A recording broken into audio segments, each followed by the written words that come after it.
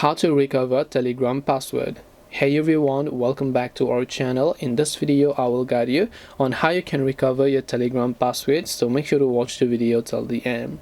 So if you would like to recover your Telegram password, normally Telegram will not ask you for a password unless you have set up two-factor authentication.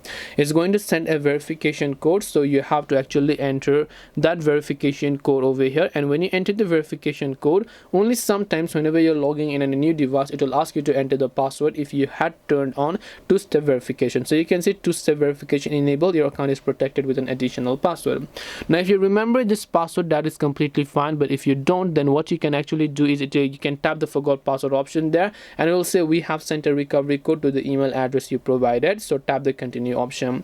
Just wait until you receive the recovery code over here. As you can see, I've successfully received it. So I'm just going to go and basically copy this recovery code, and once I copy the recovery code here, I'm gonna come back and then I'm just going to go ahead and then paste it. And once done, you can go on about entering a new password, or you can completely skip this process if you'd like. This way you should be able to go ahead and then basically recover your Telegram password.